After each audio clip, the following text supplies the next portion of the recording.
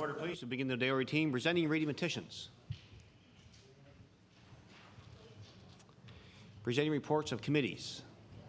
The Honourable Deputy Premier. Yes, Mr. Speaker. On behalf of the Chairman of the Committee on Law Amendments, I am directed to report that the committee has met and considered the following bill. Bill number 2, an act to amend Chapter 402 of the Revised Statutes 1989, the Retail Business Uniform Closing Day Act, and Chapter 246 of the Revised Statutes 1989, the Labor Standards Code, and the committee recommends the bill to the favorable consideration of the House with certain amendments. And Mr. Speaker, might I ask for the unanimous consent of the House to have this bill considered as being part of today's order paper? Is it agreed? Agreed. It will be added to today's order paper as well. Or this bill will be referred to the Committee of the Whole House on Bills. Tabling reports, regulations, and other papers. Statements by ministers. The Honourable Minister of Economic Development. Thank you, Mr. Speaker. And Mr. Speaker, I am pleased to inform members of the House that the first checks to assist Nova Scotians whose livelihoods have been jeopardized by the ravages of Hurricane Juan have been delivered over this past weekend.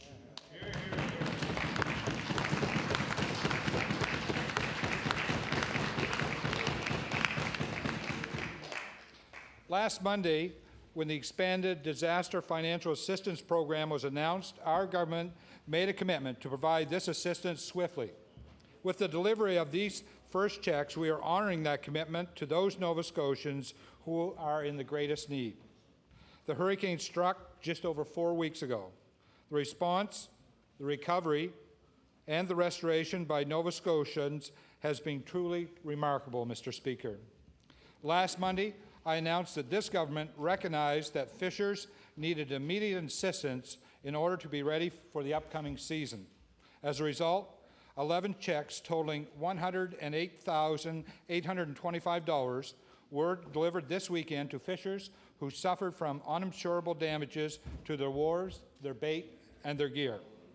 Those 11 checks, Mr. Speaker, represent 100% of the fishers that have applied for immediate assistance by last Friday at noon. Since that time, 15 more applications have been received, and those claims will be processed with the same expediency, Mr. Speaker.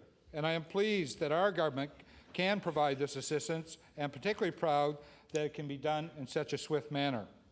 Mr. Speaker, as we know, fishers are not the only ones whose livelihoods have been affected, and this government has committed to helping farmers and small commercial woodlot owners as well. These people also need prompt assistance, and I am pleased to report here today that farms which received extensive damage were visited within 24 hours of submitting their application. We are working hard to process these applications, get assistance in the hands of those farmers as quickly as possible. Mr. Speaker, I want to remind Nova Scotians that applications for assistance under this program are available at designated provincial and municipal locations. Also, that the deadline for submission is Friday, November the 21st. Thank you, Mr. Speaker. The honourable member for Halifax-Shabakto. Thank you very much, Mr. Speaker. This is an excellent piece of work. It's a very efficient response, and the Minister and his officials are to be commended for having responded so quickly to the processing of these applications for assistance. I'm very pleased that those in the fishing community who have suffered such extensive damage are now in receipt of checks to attempt to allow them to rebuild. It's noteworthy, Mr. Speaker, the size of the loss to the individuals. With the initial checks totaling $108,000 and more for 11 claims, it's clear that they averaged $10,000 or so each. That indicates that there were sizable losses to people in the fishing community. And of course, it's appropriate that they be compensated. It's appropriate, of course, that anyone who is equally placed be compensated. With the fishing season for some of the shellfish about to start, it's of course important that they have the flexibility that these checks will allow them to have to replace their gear and attempt to replace their wharves. But of course, there are others, and I hope the government will continue to follow through as efficiently with the other claims as it has in processing the claims of those from the fishing community. We're hoping, of course, that those in the farming community and small commercial woodlot owners will also have their claims processed equally quickly, because we know that serious harm was done to them by Hurricane Juan. I've noted before that the program that the minister announced it was unfortunately limited only to those economic sectors. Those are important economic sectors, and they're economic sectors that have to be looked after. But of course, there are those who live in urban areas who aren't in those lines of work who suffer damage and are in similar positions, and I'm hoping that at some point the minister will turn his mind further to the possibility of extending coverage to those equally placed. Finally, I want to note, Mr. Speaker, that this illustrates just how efficient government can be when an appropriate circumstance arises. I never doubted it, and I hope the minister will continue to follow through with his officials in this very efficient fashion. Thank you very much. Thank you. The honourable member for Cape Breton South. Thank you, Mr. Speaker. Mr. Speaker, I too rise in my place to thank the Minister for his welcome statement here today. Certainly this assistance is welcomed not only by the people that it directly affects, but also the many, many people in this province who are waiting to see what was eventually going to roll out here and what will continue to roll out in the future. I believe much more has to be done in terms of federal and provincial cooperation here to get some money into the hands of the pockets or into the pockets of people in Nova Scotia who really need it. And I agree with my colleague from the NDP that there's more than one sector in this province that are hurting as a result of Hurricane Juan, and that assistance to those sectors would also be welcome. And I note with interest that the minister last week was agreeable to meet with the federal minister, Minister Thibeault, to discuss ways of cutting red tape, and the federal minister said that the checks would be only days away. You know, well, he was right and this minister was right. You know, the initial checks were only days away. But I think we have to look at the longer term implications of Hurricane Juan and move towards ensuring that everybody in this province who has been adversely affected by this terrible disaster will be eventually compensated, and I hope that, Mr. Speaker, will be sooner than later. Thank you.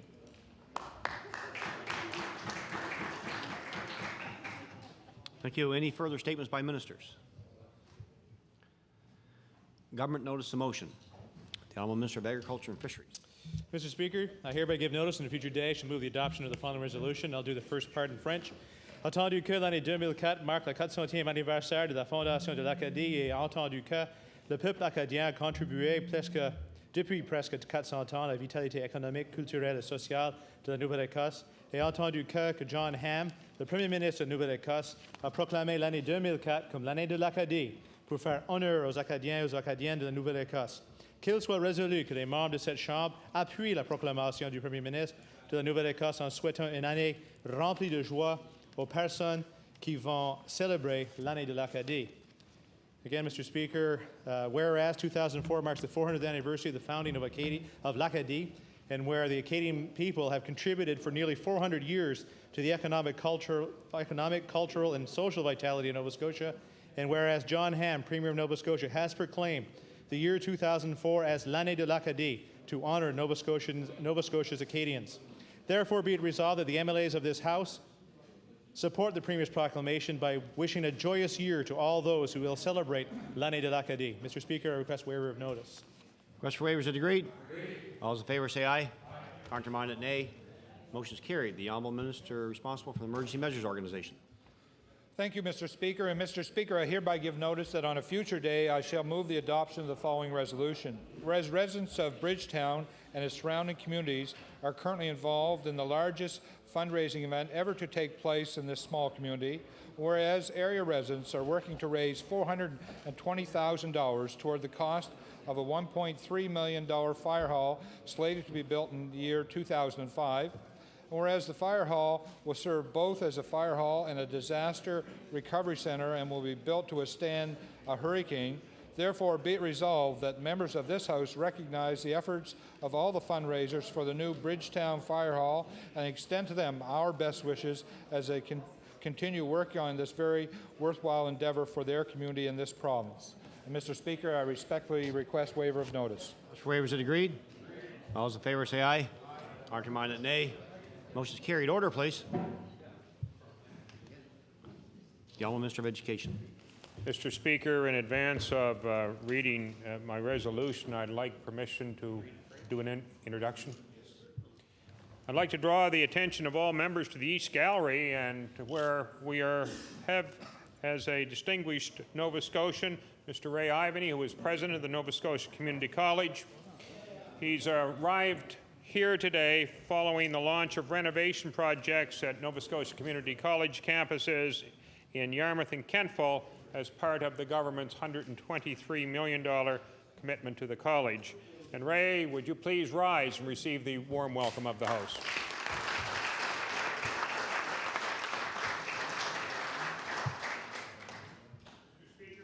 Give notice that on a future day I shall move the adoption of the following resolution.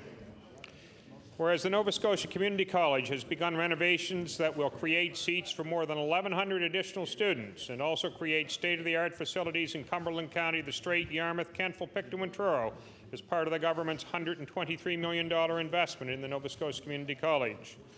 And whereas this investment is part of the province's Skills Nova Scotia initiative, which involves training and skills upgrading from basic literacy to the use of the most sophisticated technologies. Whereas skilled workers are the key to a prouder and stronger Nova Scotia, and the Nova Scotia Community College has a critical role in preparing that job-ready workforce. Therefore, be it resolved that all members of this House acknowledge Nova Scotia Community College on its critical role in preparing a job-ready workforce for this province. And, Mr. Speaker, I request no waiver of notice and passage without debate. Is it agreed? All those in favor say aye. Contrary-minded, nay. Motion is carried. The Honourable Minister responsible for the African Nova Scotian affairs. Mr. Speaker, I hereby give notice that on a future day I shall move the adoption of the following resolution. Whereas the Preston Area Board of Trade held its 6th annual recognition dinner on October 2nd, and whereas the Preston Area Board of Trade supports and encourages the Black culture of Nova Scotia through its work with youth, business, and cultural groups, and whereas the Preston Area Board of Trade recognized several leaders of the Black business community, guest speaker Michael Duck, Trailblazer Award winners Clara Clayton Goff, Natharine Willis, Gerald and Carol Ann Beals, and youth entrepreneur winner Cynthia Halesio. Therefore, be it resolved that all members of this House congratulate the members, volunteers, and sponsors of the Preston Area Board of Trade. Mr. Speaker, I ask waiver of notice and passes without debate. For waivers, it agreed? All those in favor say aye. Contrary-minded, nay. Motion is carried. The Honourable Minister of Education. Mr. Speaker, and once again, with your permission, I'd like to make an introduction in advance of reading this resolution. In the gallery, Mr. Speaker, I'd like to acknowledge Richard Sharp, who is the Supervisor of Client Services for the Apprenticeship Training and Skill Development Division, the Department of Education. This time last year, Richard, who is a certified tradesperson, won the Chef of the Year award from the Nova Scotia Association of Chefs and Cooks. And I would ask Richard to rise and receive the warm welcome of the House.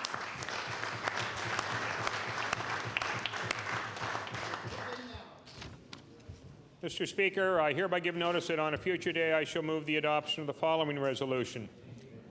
Whereas 150 of the province's newest cooks, welders, plumbers, and other certified tradespeople were honored at an apprenticeship recognition event on the weekend.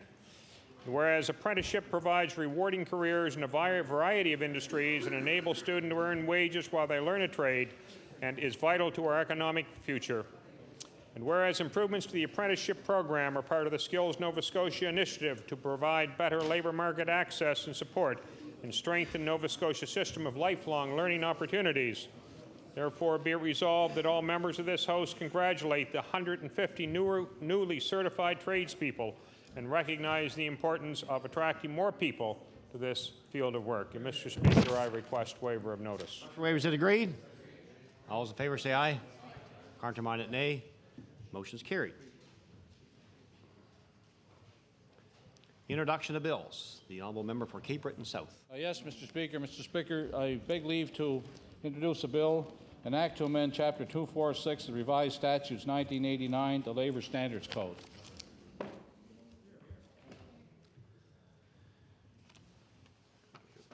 Honourable Member for Cape Breton South begs leave to introduce a bill entitled An Act to Amend Chapter 246 of the Revised Statutes 1989, the Labour Standards Code. Bill 30, entitled An Act to Amend Chapter 246 of the Revised Statutes 1989 Labor Standards Code. Order this bill be read a second time at a future date. The Honourable Leader of the Official Opposition. Thank you, Mr. Speaker. I beg leave to introduce a bill entitled An Act to Guarantee Equality of Treatment for All Sufferers of Hepatitis C. Hear, hear.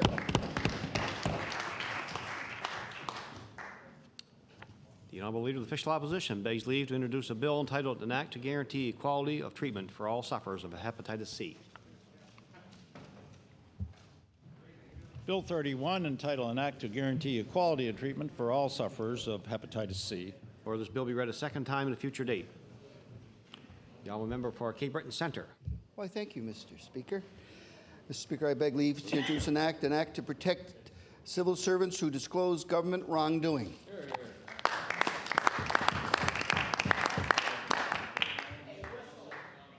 The Honourable Member for Cape Breton Centre begs leave to introduce a bill entitled An Act to Protect Civil Servants Who Disclose Government Wrongdoing.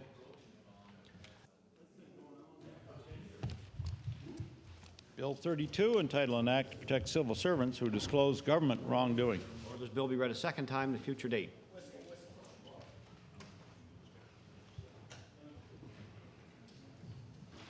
Notice of motion.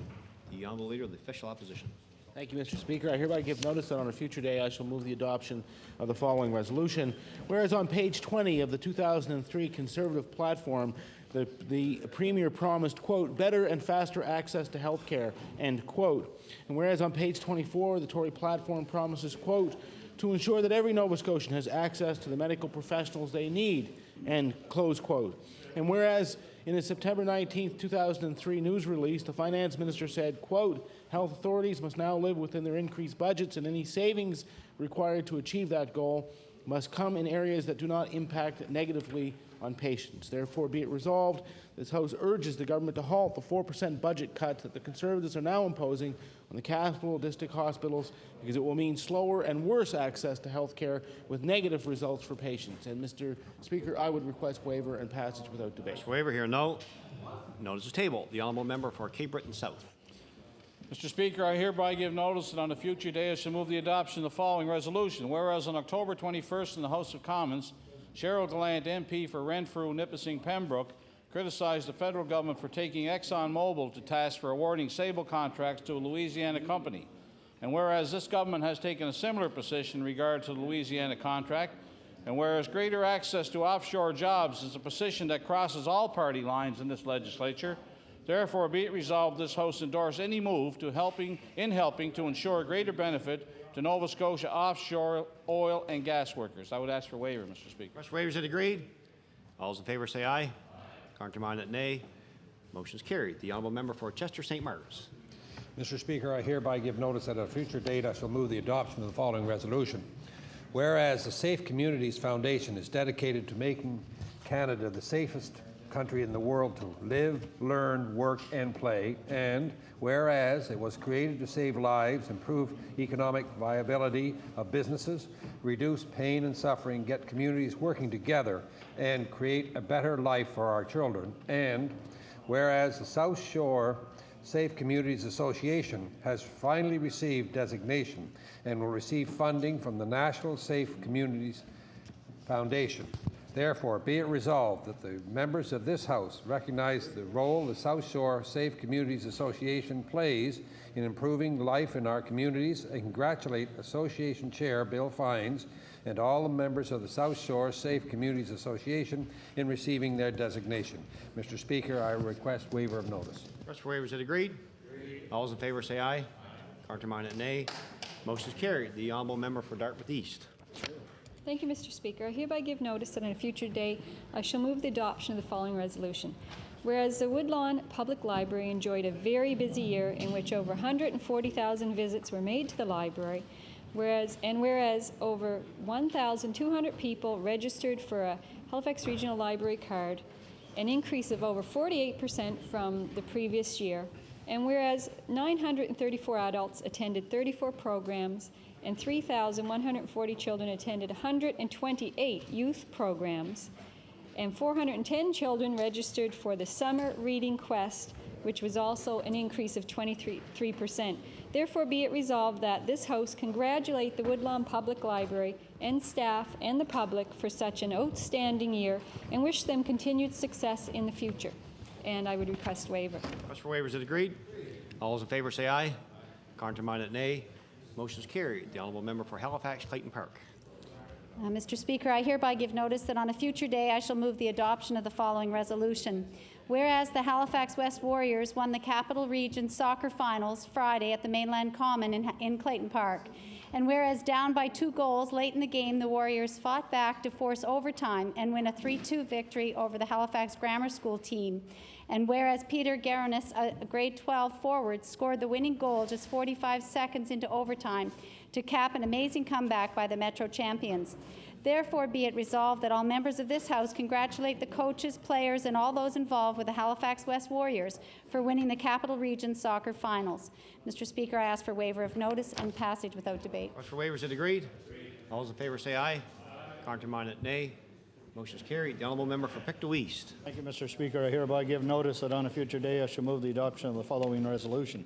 Whereas 4 Canadians are killed every day by people who drink and then get behind the wheel of a vehicle, and whereas the Pictou County chapter of Mothers Against Drunk Drivers has been working hard to get their message of thinking before you drink and drive, and the chapter have been setting up information booths in visible places such as local malls, as well as being active in programs such as the Red Ribbon Campaign and road checks. Therefore, be it resolved that members of this House recognize Chapter President Sandra DeGrunchi and all the members of the Pictou County Chapter of Mothers Against Drunk Driving for their important efforts to end drunk driving in our communities, and I ask for a waiver of notice. Request for waivers is agreed. All those in favor say aye. Counterminded, nay. Motion is carried. The honourable member for Dartmouth South, Portland Valley. I hereby give notice that on a future day, I shall move the adoption of the following resolution. Whereas the Duke of Edinburgh's Award is a program of activities to challenge Canadian youth to become involved in worthwhile extracurricular activities, and whereas these activities encourage youth between the ages of 14 and 25 to excel in community service and personal growth and development, and whereas 3 Metro students were presented with their Bronze Awards today at Province House. Therefore, be it resolved that the members of the Nova Scotia Legislature congratulate Maxine Prophet, Richard Moulton, and Lois Punchin from the Prince Arthur Junior High program in Dartmouth for earning their Duke of Edinburgh Bronze Awards and wish them success in their future endeavours. Mr. Speaker, I request waiver and passage without debate. Mr. Waivers, is it agreed? All those in favor say aye. Counterminded, nay. Motion is carried.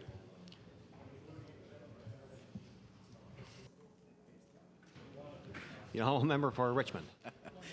Thank you, Speaker. Speaker, I hereby give notice on a future day I shall move the adoption of the following resolution. Whereas the Ham government imposed the highest freedom of information protection of privacy fees in Canada last year, despite warnings, which are now proving to be true, that the dramatic increases would put government information beyond the reach of the people that elected them.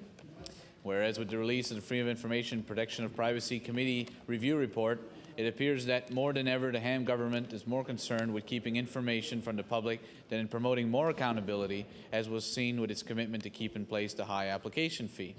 Whereas the Ham government has trampled on democracy by choosing political self-interest and secrecy over fundamental democratic values.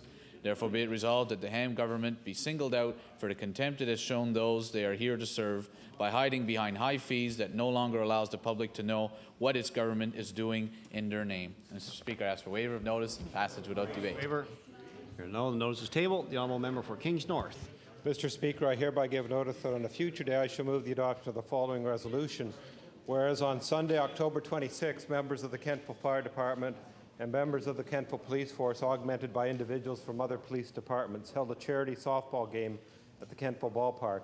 And whereas the game was an exciting one with the team from the Kentville Fire Department narrowly beating the team from the Kentville Police Department, and whereas over $9,000 was raised by this charity event to fund organizations such as the Muscular Dystrophy Association of Canada, therefore be it resolved that members of this legislature congratulate the Kentville Fire Department and the Kentville Police Force for their willingness to help raise money for worthy charities. Mr. Speaker, I request waiver and passage without debate. And could I just... Is it agreed? All those in favor say aye. Counterminded, nay. Could I just add... Motion is carried. Just going to add, Mr. Speaker, that the member on one of the teams I played on the other team, and modesty prevents me from saying who won, but this is his consolation prize. Member Timberley Prospect. Mr. Speaker, I hereby give notice on a future day I shall move the adoption of the following resolution. Whereas the Trinity United Church in Timberley on the St. Margaret's Bay Road continues to bring leadership and inspiration to area residents, whereas Trinity United has undertaken an ambitious renovation and expansion project, and whereas this project will allow Trinity to better serve the needs of this growing community, therefore be it resolved that the Nova Scotia Legislature congratulate Reverend June Johnson and the congregation of the Trinity United Church in Timberley with best wishes in their future endeavours. I ask for waiver and passage without debate, Mr. Speaker. Waivers, agreed? All those in favor say aye. Counterminded, nay. Motion is carried. The honourable member for Annapolis. Thank you, Mr. Speaker. I hereby give notice that on a future day I shall move the adoption of the following resolution.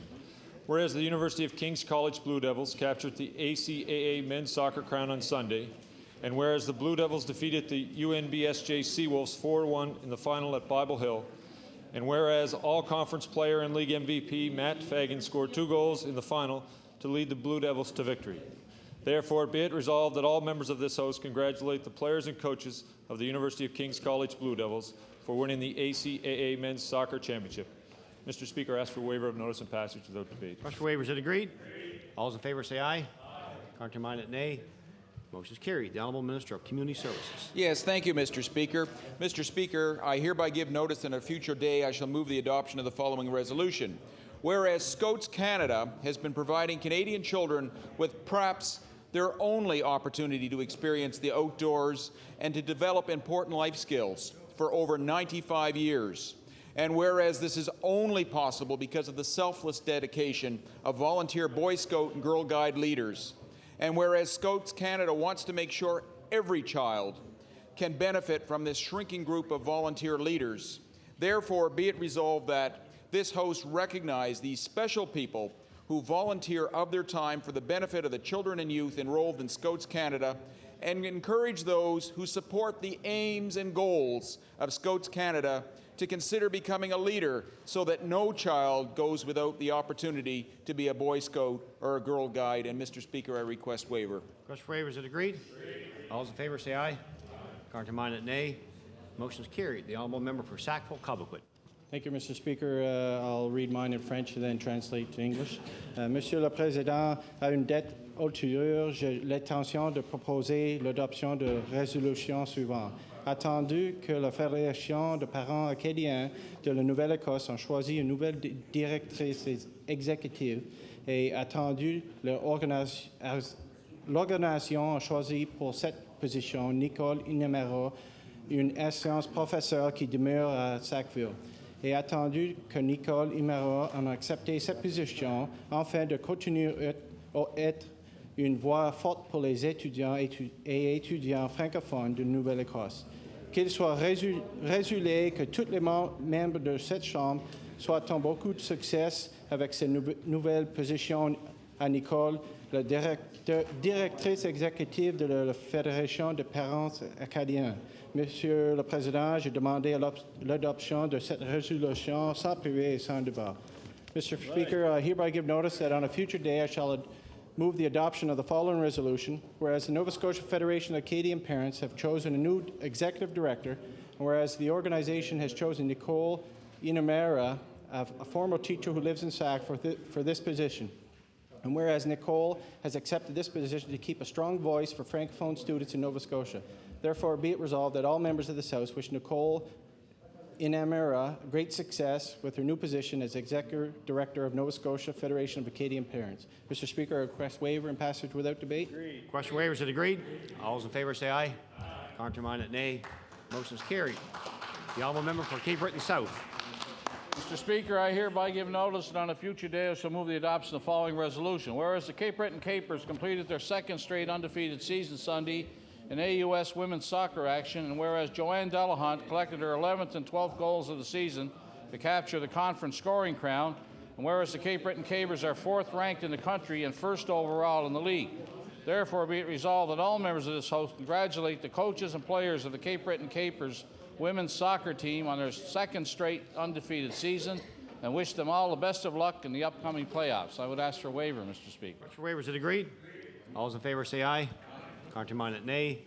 Motion is carried. The Honourable Member for Colchester Musquodoboit Valley. Thank you, Mr. Speaker. I hereby give notice that on a future day I shall move the adoption of the following resolution. Whereas the Halifax East Hants Federation of Agriculture will hold their annual meeting on November the 3rd at the Carroll's Corner Community Hall in Halifax County, and whereas Hants County dairy farms produce enough milk to provide 1.5 glasses a day of nutrition to all of HRM's population, and whereas despite the fact that only 1% of Halifax County's land area is used for agriculture production, the county is second in Nova Scotia in goat farming with nearly 600 goats on 12 farms, including Nova Scotia's largest dairy goat operation in Middle Musquodoboit, as well as several beef and dairy farms. Therefore, be it resolved. Therefore, be it resolved, MLAs extend our congratulations to the Halifax East Hants Federation of Agriculture on another great year and wish them continued success now and in the future. And Mr. Speaker, I ask for waiver of notice. Waiver, is it agreed? All those in favor say aye. Contrary-minded, nay. Motion is carried. The Honourable Member for Dartmouth South Portland Valley. I hereby give notice that on a future day I shall move the adoption of the following resolution. whereas transition house workers at Autumn House in Amherst have been on strike for almost 3 months, and whereas the loss of the valuable services provided to women, children, and men of the community has put people in real danger, and whereas the heart of this dispute is inadequate funding from the Department of Community Services, which does not fully fund programs offered at any of the transition houses throughout Nova Scotia. Therefore, be it resolved that the Minister of Community Services take responsibility for the unacceptable situation of not fully funding programs at transition houses and work with the employees and the Board of Autumn House to return this essential service to the community of Amherst as soon as possible. Hear, hear. Mr. Speaker, I request waiver and passage without debate. Is it agreed? Hear a no? Notice is tabled. The honourable member for Sackville-Cobequid. Thank you, Mr. Speaker. I hereby give notice that on a future day I shall move the adoption of the following resolution. Whereas Beacon House, located in Middle Sackville, has been supporting the needs of many families in and around the area of Sackville for many years, and whereas the service they provide to families and individuals in time of need is so important and has been supported by many residents, church groups, and organizations in the community, and whereas the new location to best serve the community has been needed for some time, this past weekend they moved to their new location on Cobequid Road in Lower Sackville. Therefore, be it resolved that the members of this House of Assembly thank the many volunteers who have given their time and energy over the years in support of Beacon House and wish them a great success in their new location. Mr. Speaker, I request waiver and passage without debate. Request for the waiver. Is it agreed? Agreed. All those in favor say aye. Counterminded nay. Motion is carried. The honourable member for Timberlea Prospect. Thank you, Mr. Speaker. I hereby give notice that on a future day I shall move the adoption of the following resolution. Whereas Lion Leonard Bugby of the St. Margaret's Bay Lions Club has served for many years as a Lions member, whereas Lion Len is acknowledged for his commitment to his community, whereas Leonard Bugby has been awarded a life membership in the Lions Foundation District 41 and 2 in recognition of outstanding support of Lionism. Therefore, be it resolved, the Nova Scotia House of Assembly offer its congratulations to Leonard Bugby on receiving his life membership into Lionism. I ask for waiver and passage without debate. Request for waiver. Is it agreed? All those in favor say aye. Counterminded nay. Motion is carried.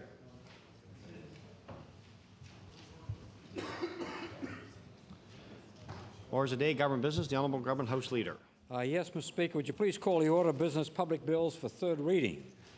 Public bills for third reading. Mr. Speaker, would you please call Bill number 1, the Automobile Insurance Reform Act? Bill number 1. Yes, Mr. Speaker. In moving third reading of Bill 1, I'd like to thank members for their comments on Bill 1, the Auto Insurance Reform Act, and also to clearly undertake to the House that we will be bringing forward regulations to give full effect to this new legislation.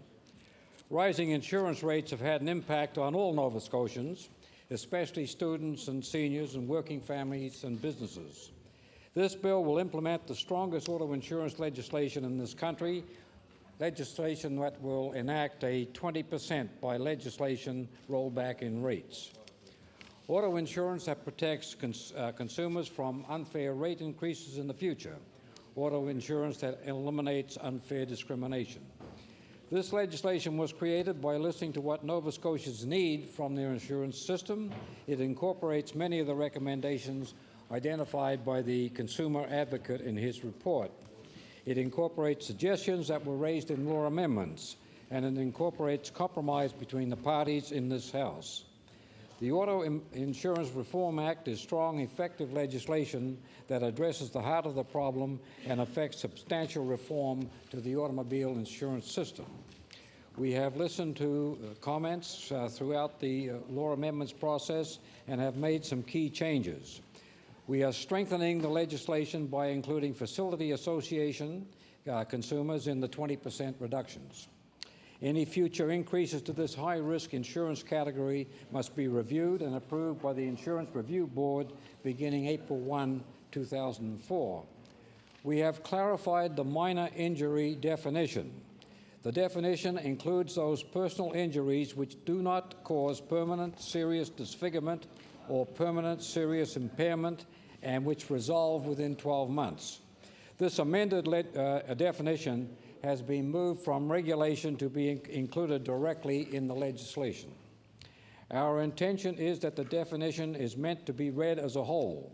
The 12-month clause, which was an addition to the definition, serves to separate minor injuries from those which cause a permanent, serious disfigurement or impairment.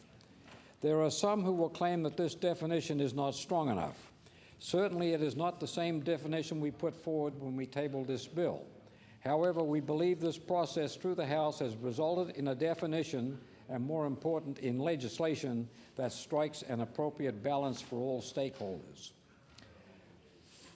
We recognize from the outset we have been in close consultation with the insurance industry. We recognize the challenges some companies may face once this bill becomes law, so we will continue to keep in close contact with the industry as this new legislation is implemented. We also recognize the challenges that consumers have faced in dealing with rising insurance rates. This bill still ensures that Nova Scotia drivers will receive better protection and a 20% rollback. It's taken a lot of work over the past few months, but the result is a thorough and complete auto insurance reform package, legislation that will benefit consumers by making auto insurance more affordable and more fair. It gives consumers better protection. It gives consumers the power to make new choices. It is a strong approach, a consumer approach, and I would suggest the right approach. I want to thank the members of the House for their support for this bill and move at this time for third reading. Thank you, Mr. Speaker. The honourable member for Cape Breton Centre. Thank you, Mr. Speaker. Mr. Speaker, I will not be speaking long today on Bill 1. I just want to get a few remarks on the record in the third and final reading of this bill. And, you know, I don't think we have to plow over old ground. We know where our position was vis-a-vis Bill 1, and we're not going to go down that road. The one thing I want to get back on the record, though, Mr. Speaker, that's extremely important to my community is the idea that this bill still allows companies to discriminate against people by where they live. That has been an extreme prejudice practiced against people of my community, and I believe in communities across this province, Mr. Speaker, that have been disadvantaged for economic reasons. You know, one of the loudest complaints I've heard after my insurance has gone through the roof, the biggest complaint after that was they will not insure me because of where I live. They will not insure me by virtue of what my telephone prefix is or what my area or my postal code should happen to be. And Mr. Speaker, I believe that this bill does nothing to help those people. We hear insurance companies tell us all the time, just go shop around. Well, you know, it's not uncommon for 3, 4, 5 phone calls later that we hear from the same constituent call me back and say, look, I've called these various firms, and they're just not writing in the town of New Waterford. We're not writing in Whitney Pier. We're not writing in sections of Glace Bay. Now, Mr. Speaker, the Insurance Bureau of Canada will say, oh, no, just keep looking. Well, what really happens to these people, not because of their driving record or any other reason, if they're because of where they live, they're being discriminated against. And you know, Mr. Speaker, as all bills, and I'm sure it's never the intent of this government or previous governments to jeopardize people and put them in peril because they live in a certain part of this province. But I'm telling the government, as I said in response in second reading, it's the same thing, that there are people out there that are being discriminated solely on where they reside because the industry has decided that there's a high incidence of accidents in these areas. And I always use the analogy that a department store couldn't go to a consumer, couldn't go and say to a consumer, look, we're not going to serve you anymore because the town or the village you lived in or live in, there's 5 or 6 people come in there and committed shoplifting. So what we're going to do is now we're going to discriminate against your whole town or village and not allow anybody to shop there. You know, we would be duly upset about that, as I believe the government and the insurance industry should not allow this to go on. It is seen, Mr. Speaker, and one of the reasons why the insurance problems first came to my attention was because of this type of practice that was going on in my own community that caused a small brokerage firm to go out of business. When the loan company it had doing the underwriting was gobbled up by a larger company still, and they were told, well, you know, you can continue to write, but you can't write in the area where you're doing business. Now, the reality was they set up in New Waterford because that was an underserved area. They thought that they could make a living there and indeed, as good responsible citizens, provide a service to the citizens of New Waterford. Now that this business is gone, that's a small industry that employed 3 or 4 people. And again, I'm not going to overstate it, but clearly, in a depressed economy, 3 or 4 jobs are significant, and they were jobs that were meaningful. And yet they're gone because with a stroke of a business pen, the industry decided that they weren't going to allow this company to write there anymore. Now what we have is seniors, and this was not just around auto insurance too, I should interject, Mr. Speaker. It was homeowner, and so it caused a great deal of harm to the many seniors that are trying to stay in their own home in my community that now have to seek insurance elsewhere, which is not easy for them. You know, they're under constraints now, mostly financial, that they have to try to get to Sydney, which for them, for myself, is not all that much of a struggle. But I think when you're living on incomes that are in the $700 to $800 a month range, I would purport, Mr. Speaker, that this is a serious consideration when they have to take $10 or $12 to get to Sydney and back to do business. And it was much easier when they could walk downtown and buy in relative terms from their neighbors. But this bill does not go that way, Mr. Speaker. So I told you I wouldn't speak long. I just wanted to get that on the record. I think, you know, it's much been said about our position around auto, that it should be driver-owned and public operated, Mr. Speaker. I'd wish that the government had heeded that advice, but it didn't. And, Mr. Speaker, it upsets me greatly, but, you know, that the upcoming vote will determine the future of this bill, and that's why I will be voting against it. Thank you, Mr. Speaker. The honourable leader of the official opposition. Thank you, Mr. Speaker. I just want to thank members of the Liberal Party. I know they have speakers on this, and they allowed me to go in advance of them, so I appreciate that. I don't have a lot to say on this bill, and I think that much has already been said, in fact, about the weaknesses and the strengths of the legislation. And we acknowledge right from the very beginning that this is not what we would do. We had an alternative plan. We put it forward over the course of an election campaign, and the government won the day. And they're here. They get to set the agenda for the House, and they brought forward this legislation.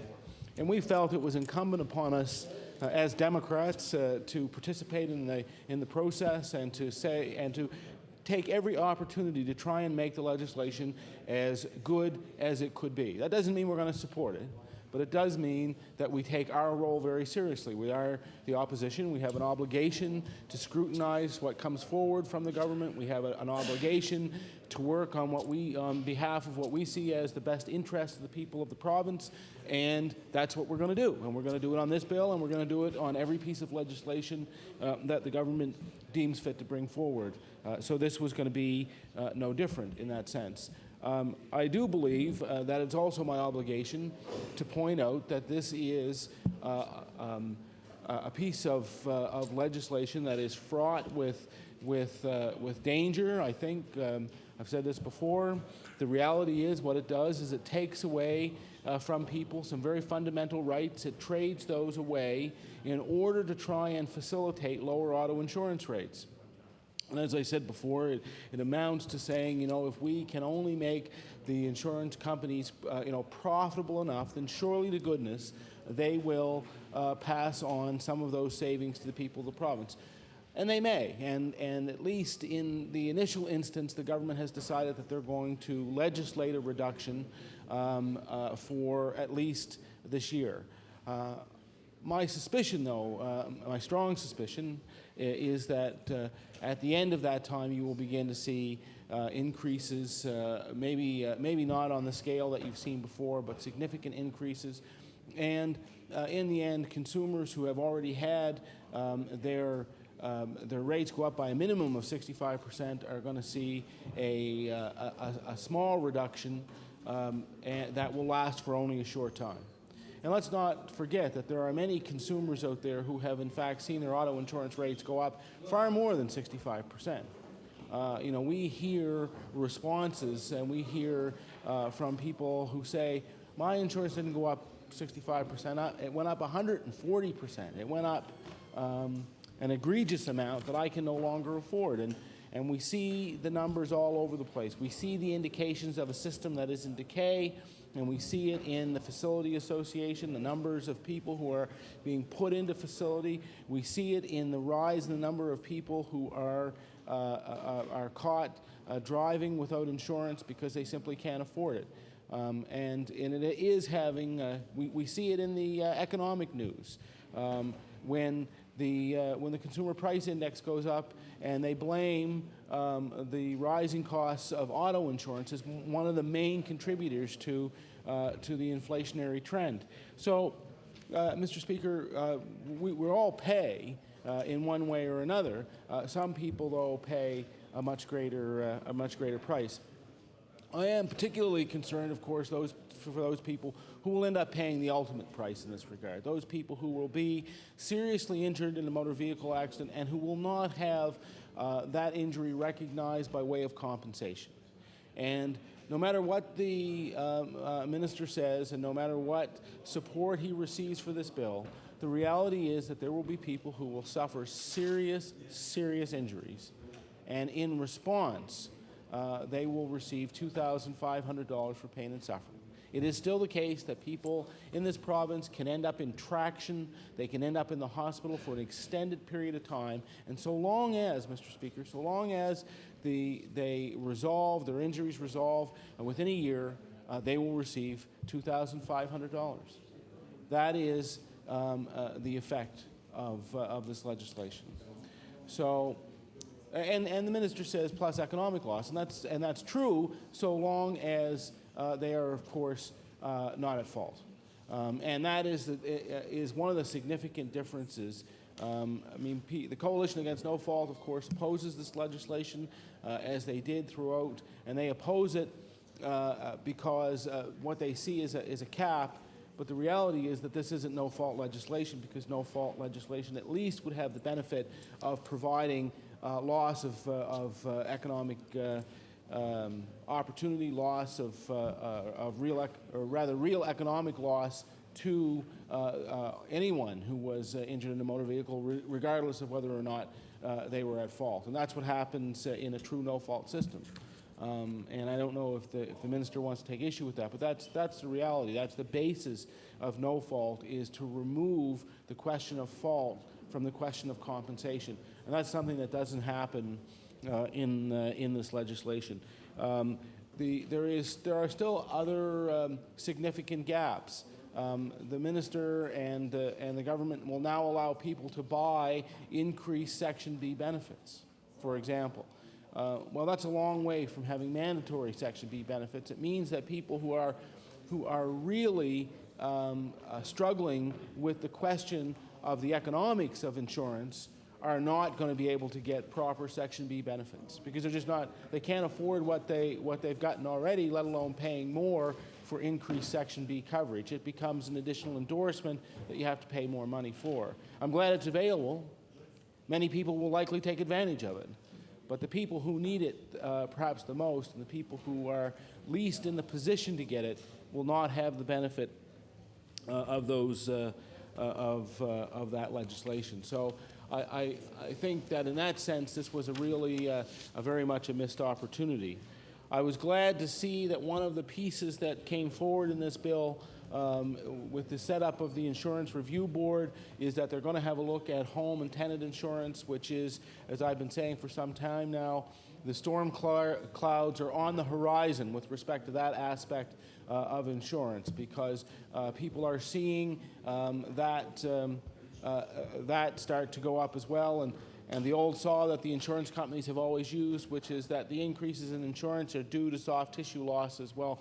Mr. Speaker, this I think goes to prove the point that that's not the case.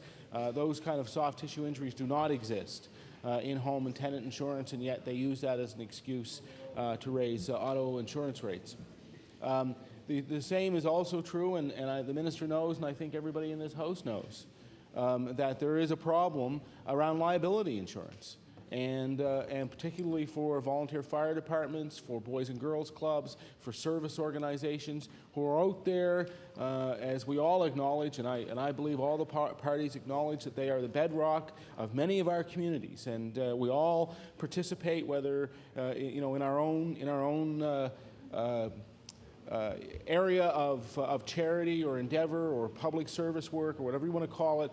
We all belong to these organizations who are facing it. I mean, I belong to the local Legion. They're having a very, very difficult time with liability insurance. I'm a regular contributor at the Boys and Girls Club because I think it's very important to my community. They're having a terrible time trying to find liability insurance. And I know I met in reserve mines with the volunteer fire department and their members there, and they're having a terrible time. In fact, they were telling me, Mr. Speaker, that they now have to fundraise basically all year to kind of pay between insurance and their maintenance costs and the other things they need to do just to keep the fire department running. They're pretty much fundraising full-time just to do that.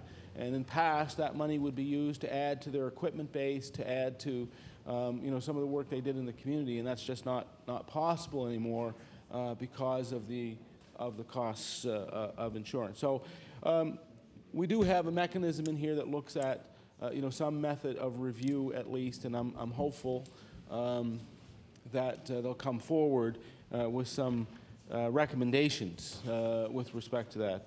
So all in all, although it is not what we would do, it is an attempt on behalf of the government to try and deal with what is certainly a problem among the general public, one that is widely recognized, and one that I frankly don't think is going to go away. I'm going to resist the temptation, Mr. Speaker, to march through all of the provinces that have recognized that public auto insurance is the way in which you go about resolving the problem of auto insurance, and I'm going to leave that to another day. I think we've had a pretty good go at it. We certainly had a good go at it over the course of the election campaign, and I think there's likely much more to be said on it. That book is not closed. There's still another chapter to go. So I want to thank you for the opportunity to join the debate on this important piece of legislation. And all I can say, Mr. Speaker, is on this issue, we will be back.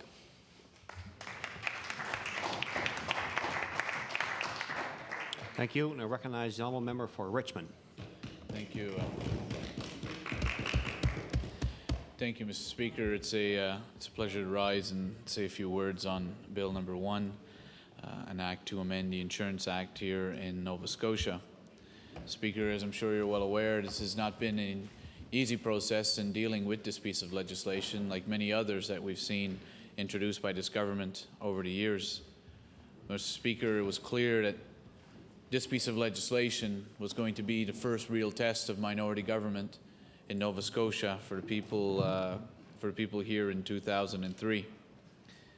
We came into this session knowing that the government would bring in a bill on public auto insurance, on auto insurance, sorry, after following the leader of the NDP, even after keeping on repeating that line, but I'll come back to my senses. And Mr. Speaker, in the bill to amend the Insurance Act, we came into the session knowing that clearly was going to be one of the government's first priorities.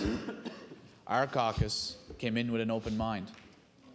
Our caucus came here saying we recognized that the people had clearly told us during the election that they wanted the insurance problem fixed and they wanted it to be addressed immediately. We knew what the government was bringing was not exactly what we would have wanted. But as I said, we came here with an open mind. When the government tabled their bill, we said, the Liberal caucus, we had concerns with it. But did we think it was so fundamentally flawed that it was going to fail on the face of it without any discussions? We didn't. But we could have. We could have easily done that, Mr. Speaker. So what were we faced with? Well, shortly after the tabling of the bill, and I'm sure the leader of the NDP will agree with me on this one, they clearly said that they would not support the bill. It was not what they felt should be done, and that they would vote against it regardless of any changes made to it. So, Mr. Speaker, there was your first test of minority government. Now, what were we to do? We could have easily turned around as a Liberal caucus and said, well, let's make the Tories look bad on this one. We're going to pull out, we're going to say we're not supporting it either. The NDP aren't supporting it. Why don't we just do the same? Then let the government have to walk out without even getting in a major piece of legislation through the House. Who would have won? Maybe the NDP could have claimed victory. Maybe we would have gone out and claimed some sort of victory. More importantly, who were the losers? The people of Nova Scotia. If this bill were not to go forward, that's the only real loser in this. Not the government, not the NDP, not us. People of Nova Scotia. Those who spoke so clearly on August 5th and made it obvious to all of us they wanted this matter addressed. So based on that, we made the decision that we were not going to try to score a cheap political point and cause embarrassment for the government. We instead chose that we would have reasonable discussions with them.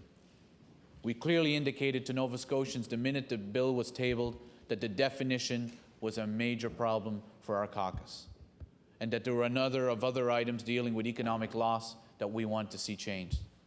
So there was no surprises for Nova Scotians. As discussions continued, Nova Scotians clearly knew, the media continued to report, the discussions are around the definition and they are around economic loss provisions. So there was no doubt. Nova Scotians were aware. They knew discussions were going on. Discussions were only taking place between two parties, the government and the Liberal caucus, because the NDP made the decision not to participate, which was their choice. They clearly made that decision. So we went forward with the negotiations. I believe anyone who's read the column by David Rodenheiser in the Sunday Daily News will have an appreciation just how close this bill did come to failing. Because the more an agreement was finally reached to make the changes necessary to the definition to better reflect what the government had actually said it wanted to do in the first place, a press conference had been arranged that morning for our leader to announce that we would not be supporting the bill because of the government's failure to make the necessary changes to the definition. That's how close we were. That's how close this bill came to failing. Yet, fortunately, Mr. Speaker, agreement was reached. Significant changes were made to the definition. Is it the definition the Liberal caucus wanted? No. Had we put in the definition we've wanted, the government made it clear the bill would be unworkable and they wouldn't call it. Again, who would be the losers? The Liberal caucus could have claimed victory because we had our definition, yet the bill doesn't get called and doesn't get passed. So who wins? Certainly wouldn't have been a victory for us. Nova Scotians would have been the losers. So we went forward from there on that basis. An agreement was reached to bring the definition as close as possible to what the government wanted, or what the government was saying they were going to do during the campaign, and yet at the same time being respectful of the fact the bill had to be able to achieve a 20% reduction, which is what the government said they wanted. Changes were made to the housekeeping rule. Changes were made to better define some of the economic losses that were in there. The government claimed that it was just a language issue, that it was never their intent to remove some of the provisions, whether it be for sick days, housekeeping, or a number of the other provisions. We did raise concern with the discount rate. The government was moving it from 2.5% to 3.5%. We were very concerned about that. The government came back and indicated that it was something based on the formula as it exists today, it should be 3.5%. In return, they did agree that they would have an annual review of the discount rate so that if there were any changes to it, that those changes would be made on a yearly basis. Again, is it what we would have wanted in its entirety? Not at all, Mr. Speaker. We certainly had to make concessions, but I believe at the end of the day, we clearly did what was responsible, and we made minority government work. The Insurance Review Board is something that we were pushing for all along to try to make sure that as part of the review board, I shouldn't say we're pushing for a review board, but as part of its mandate, that it look at more than just auto insurance. Now, Speaker, you've seen me stand here in this House and give examples of some of the difficulties the residents of Richmond County have been having with home insurance. Whether it be the 90-year-old that was told to remove an old stove from her kitchen in a house that, you know, having gone to her house and seen it, I believe they put the foundation, put the stove in, and then built the rest of the house around it because the house is quite small and you'd have to take apart half of the house to get the stove out. So it's just not practical. A stove that's been there for 50 years. 9 years old now, has to go to bed at night with no home insurance, having paid off her mortgage, having saved, having provided for her family, having paid insurance the whole time, now being denied insurance. That certainly cannot continue. And this government must realize that auto insurance certainly is a big issue, but home insurance is going to become a greater and greater nightmare for all of us in this province, which we certainly need to get control of. Mr. Speaker, as I've said, this was a bill that we could have easily walked away from. Instead, we chose to do what we felt was responsible. What Nova Scotians would have wanted from us was to try to make it work, look for the changes necessary. I know that the leader of the NDP and a number of his other members have already given their prognosis on this bill to say it will fail. Only time will tell, Mr. Speaker. But I know that other members have said that the changes made in the definition and everything else are forever and a day. Now, we know that's just not true. There is nothing that's passed in this House that is forever and a day. Anything brought in here is subject to being amended at a later date. We all know that. That's the whole basis of our responsible government, is that nothing we do here, future legislators and legislators here in this province cannot change. So it is irresponsible to claim that the changes being made in Bill 1 are forever and a day. But I was pleased to hear the leader of the NDP recognize today that it is a legitimate attempt to deal with this issue. He does say in the end he feels it will fail. Well, it's fine for him to have that opinion. My concern is him going out and telling Nova Scotians that something will fail when he clearly does not know that to be the case. That is simply an opinion. But this is an issue which Nova Scotians have clearly told us they want to see action on, and I believe that we have done that here in this House. The leader of the NDP has said that he wanted to make some changes to it, to a bill which he was going to vote against. I have concerns with that. When a bill's tabled and you say we are not going to support it, we don't want to be part of the discussions because in the end we're going to vote against it, yet then tries to somehow claim that he was responsible in trying to bring changes to make a bad bill better, in his own words, I just don't buy that. That's irresponsible in every form. But he will answer for that. But what I can say, Mr. Speaker, is that we negotiated to make changes to the Insurance Act. As part of those negotiations, we did not change the Transportation Act. We did not change the Motor Vehicle Act or any other acts. The changes we made were to insurance. Nova Scotians weren't sitting there the day we had an agreement and said, well, wait a minute, we didn't know they were going to change this or they were going to change that. Yet, after having been chastised for negotiating in good faith with the government, 2 days later we watch the NDP reach a deal with the government to deny Nova Scotians Sunday shopping, and that this deal was achieved in the back rooms by making significant changes to the Labour Code that had little or nothing to do with Sunday shopping. That left Nova Scotians saying, wait a minute, we thought the bill was about Sunday shopping. Now all of a sudden, you've opened up the Labour Code, but more importantly, you haven't sought input from those impacted by this in making those changes. That is the fundamental concern that we have with what was done on the Sunday shopping bill. As I've said, the changes the Liberal caucus got to insurance had to do with insurance, nothing else.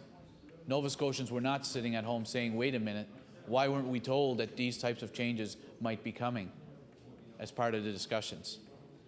But the NDP will answer for that, and more importantly, the government will answer for the process that was used here. Some have even suggested the timid nature of the leader of the NDP on dealing with Bill 1 today, and his comments has something to do with that whole agreement reached on Sunday shopping. I don't know. If I was a conspiracy theorist, I guess I could try to make conclusions and make accusations, but I simply highlight that as a point that someone did raise hearing those remarks. But, Mr. Speaker, this bill is not a bill that the Liberal caucus is going to stand and claim as a major victory for the Liberal caucus. The only victors here are the people of Nova Scotia, because we made minority government work. More importantly, we're allowing a bill to go forward which is going to be a legitimate attempt to address the insurance crisis that we have here in this province. Will we be back? Who knows? If we have to, we will be. That is our role as responsible MLAs here in this House. And if we have to be back, then we'll talk again, and we'll try to come up with a solution at that time. But today, it's important that this bill is moving forward. This bill is an attempt to strike balances, and time will tell if it's the appropriate balance. But, Mr. Speaker, I can tell you that I have not heard one word from any of my constituents to say that they disapprove of us allowing this bill to go forward. Not one. Maybe other members have gotten words to say that they want this bill to be stopped. I certainly haven't heard that from my constituents. In fact, I've been getting calls from constituents saying, when will I see relief based on the legislation that's being talked about now? That's what they're calling about. They've said enough. The idea of denying this bill going forward, or the idea of defeating it, I believe would be irresponsible. Only time will tell, as I've said, as to what success this bill has. I'm sure all of us, regardless of partisanship, want the insurance industry to be stable here in this province and want Nova Scotians, hardworking Nova Scotians, to be paying fair, reasonable rates for their insurance. That we are all agreed upon. And that is, I believe, all our hope in this bill going forward, that that will be achieved. But at the end of the day, make no mistake, this bill, Bill 1, is a John Ham bill. This is the bill that the Premier and his government have said will address the insurance issues here in this province. We have simply made changes to it and allowed them to go forward with a bill which we believe is a legitimate attempt. But only time will tell its success, and the people of Nova Scotia will judge for themselves as to whether it was the appropriate course of action. But make no mistake, this is what the government wanted, and it is the government's plan, and it is the House Leader for the government that has brought it forward, and it is they that will have to answer for its successes or even possibly its failures. I did mention it at Committee of the Whole, but officially, for the record, Mr. Speaker, I would be remiss if I again did not give my personal thanks, and I'm sure on behalf of our caucus and on behalf of our staff who worked very hard on this, give our thanks to the Deputy Minister of Environment and Labour, Ron L'Esperance, who's truly a gentleman, I believe, who's a tremendous asset to this province, and who certainly was, I enjoyed working with on this bill. There was never any doubt that in negotiations with Ron, that his interest was for the best, his goals were for the best interest of the people of this province, and along with the Superintendent of Pensions, Barbara Jones-Gordon, legal counsel, who did a great deal of work on this, and everyone at the department who worked hard. This was a difficult process. I believe some of the debates last week was probably a reflection of some of the frustrations that we have all incurred in trying to reach an agreement on this, on something, as I said before, that at the 11th hour was saved, but was on the brink of collapse. So I do want to thank the civil servants that were involved in this in the department under the leadership of the Deputy Minister, who I believe certainly did everything they could to make this bill a better piece of legislation, to make it work. So with that, Mr. Speaker, as I've said, I believe that we have done the responsible thing in making government work. It is important, as part of the debate that takes place on this bill, that all members of the House speak on facts, and that they speak on, when they refer to reports or other documents which are clearly now outdated based on some of the changes, that they do so in a responsible way, not make claims that what's been done here can never again be changed. The fact that we've been able to have the definition moved into the Act itself makes it clear that changes to it will come before this House, rather than simply being done in the confines of the Cabinet room, which I think is a victory, again, not only for Nova Scotians, I believe it's a victory for democracy to force government's hand in making sure that any changes or tinkering with the Act or with the definition will have to come before this House, and especially considering the minority environment we live under, it'll certainly be that much more of a check and balance for the government of the day. But with that, Mr. Speaker, as I said, this has been a challenging issue. It's one that we've taken extremely seriously, that has not been very, at times, very easy to deal with. But again, I think we have a bill here that hopefully is going to bring not only a 20% reduction to Nova Scotians, but more importantly, to bring the much-needed relief and stability to the insurance in this province that all Nova Scotians want to see achieve, and I'm sure all MLAs in this House want to see realized. Thank you, Mr. Speaker.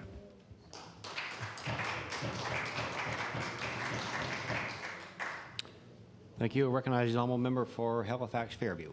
Thank you, Mr. Speaker. I'm pleased to rise as the insurance critic for the official opposition to talk about this bill. Now, I did make remarks the other day on the bill, on the final version that's before the House for approval, but of course that was not on the record. So I want to take some time today to put on the record some thoughts about this bill, because we will be back to deal with this issue. It's not a matter of whether we'll be back, it's when. Because this is an extraordinarily bad bill. It will not solve the auto insurance problem in Nova Scotia. It will not work. And how do we know that it won't work? Well, we know it for at least two reasons. The first is that substantially similar legislation has already been passed in New Brunswick. New Brunswick is 6 to 8 months ahead of Nova Scotia on this issue, on trying to resolve the crisis of auto insurance premiums. And it has not worked in New Brunswick. And I don't know why any member of this House would think that a bill that has not worked in the neighboring province is going to work here. There is nothing different about this bill, nothing better about this bill than what they did in New Brunswick, and it did not work. The second reason we know that it won't work is simply for those of us who were in the Law Amendments Committee. The people who work every single day in the insurance business are the insurance companies and the insurance brokers. And many of them came before the Law Amendments Committee, and they said that not only is it bad public policy, which they did, and that's a matter of opinion, but what they also said is that it will not work. That from a practical point of view, from the people who are being required to implement this legislation, that it cannot work in the form that it presently exists. And those are the people who work in the business every single day. Their message to us as legislators was, this bill will not work. It is not possible for them, the people who work in the industry, to deliver to the people of Nova Scotia the results that the government says that they expect to be delivered as a result of this bill. So we know that we're going to have to be back here to deal with it. It's just a matter of whether it'll be 6 months from now or a year from now or later. Because this bill exhibits everything that is bad about public policy in Nova Scotia. It's a bill that deals with the symptoms of a problem, not the real issues. It's a bill that demonstrates short-term thinking with negative long-term consequences. It's a bill that shows political objectives trumping good public policy and just plain common sense. It shows a government that refuses to consider all of the options. It shows a government ignoring public input. It shows a government more interested, apparently, in its public relation lines than in what's really happening with the bill. And I do think it's important to put this on the record, because I do think there are some people in Nova Scotia who, when the wheels come off, as they will, are going to look back and say, how could the legislature have done this? How could the legislature have passed a bill that was so obviously not going to solve the problem? Because let's be very clear about this, Mr. Speaker. The pain and the upset and the chaos in the auto insurance industry is only just beginning. It's not solved by this bill. It's only just beginning, and in many ways, this bill is going to make the situation worse. Let's look first of all then at this problem that the bill deals with symptoms only. What this bill does is it legislates a price control. It says to the auto insurers of Nova Scotia, for the next year, from November 1st, 2003 to November 1st, 2004, we will allow you to charge only 80% of what you charged before. Whatever that price was, you can now charge a maximum of 80% of that price. So it's a price control. But what the bill doesn't deal with and has no analysis of is, why is the price so high? Why is the price so high? Because if we tackle the real problem, then we'll deal with the price issue. What this bill does is it tackles the price directly, as if the price itself is the root problem. But it isn't. The real problems are many. The auto insurance industry says there's just one problem: too many claims for soft tissue injuries. That's what the industry says. And they say if you deal with that, everything else will fall in place. Well, I think anybody who's watched the auto insurance issue unfold in Nova Scotia knows that there's an awful lot more to it than that. Never mind that the industry can't really prove that it's an increase in soft tissue claims that's driving the problem. Everybody knows that investment losses of the insurance companies are part of the problem. Everybody knows that a lack of spending on road safety is part of the problem, and a lack of an industry structure that encourages spending on road safety. Everybody knows that a lack of control over fraudulent and exaggerated claims is part of the problem. But the industry doesn't want to talk about that. The fact that it is within their control to deal with fraudulent and exaggerated claims. It's within their control. But what they've done, what they've convinced the government to do, is to cut everybody's benefits in order to deal with supposedly fraudulent and exaggerated claims. There's a lack of control on administrative expenses and duplication within the industry in Nova Scotia. The industry features all of these problems, and this bill doesn't deal with any of them. The only one that the bill attempts to come to terms with is the supposed increase in claims for soft tissue injuries. Now, I'll get to that later, but whether the bill even does that, because of course the answer is that it does not. The second major problem with this bill is it features short-term thinking with long-term negative consequences. Now, Mr. Speaker, one would think that Nova Scotians had had enough of this kind of government. Through the 80s, we had a conservative government that spent and spent and spent until it could practically spend no more. Billions and billions of dollars with no assets to show for them. So that right now we have a debt of about $11 billion and assets of about $3 billion. What happened to the rest of the money, Mr. Speaker? Where is the rest of it? It got wasted. It got wasted by a government that was fixated on short-term political gain without thinking about who is going to pay the bills 20 years later.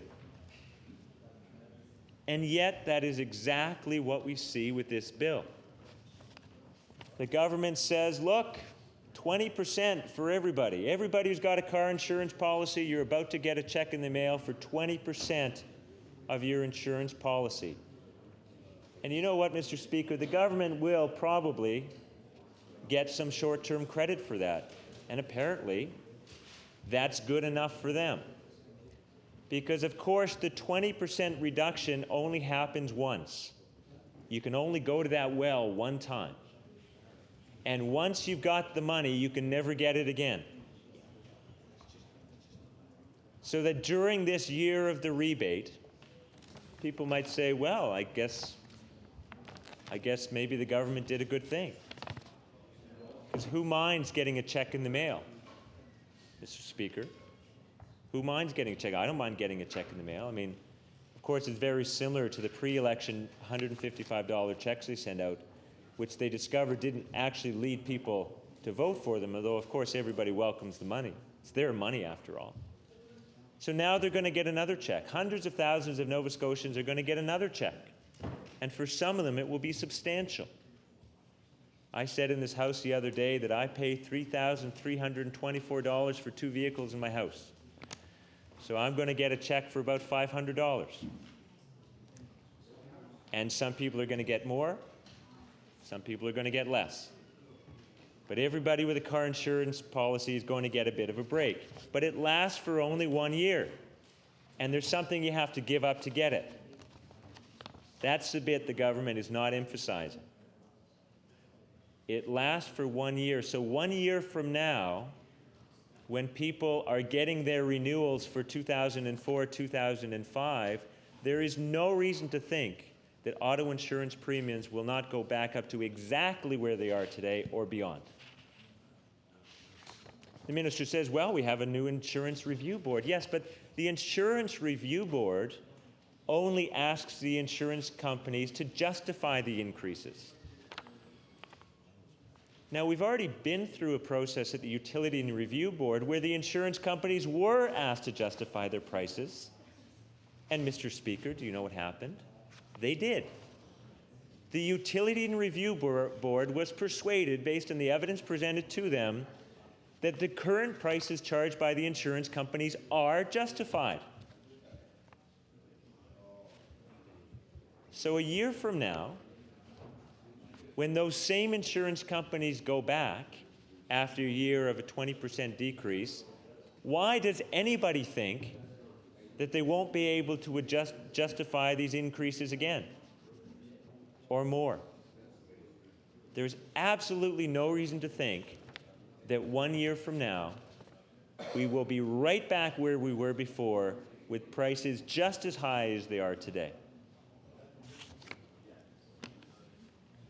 But in fact, Mr. Speaker, we won't be back where we are today because we'll have also given up something, and that is our accident benefits. And we will never, never, never get them back. As far as I know, this is the first time, maybe ever, certainly in a very long time, that this legislature has gone and interfered with with personal injury law to the point of dictating to the courts how much to award for particular kinds of injuries. Okay, this is a big thing that we're about to do here today. This is not some inconsequential thing. We are going in and mucking about in personal injury law, which has developed literally over centuries, and the current law of negligence, which has developed since not quite, but almost 100 years ago. And all the rules and the amounts that have been fixed and set, gradually increasing in line with Supreme Court of Canada judgments, we are interfering with that. And anybody who thinks in this House that the insurance industry will take a reversion to the status quo lying down is kidding themselves. Once this legislature has decided to give away accident benefits, the insurance industry will never, ever allow us to get them back.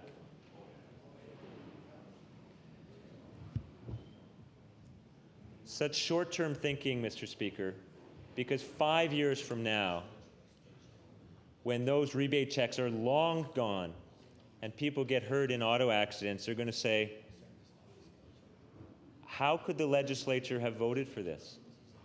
Because the consequences are forever. The rebate check is for 1 year.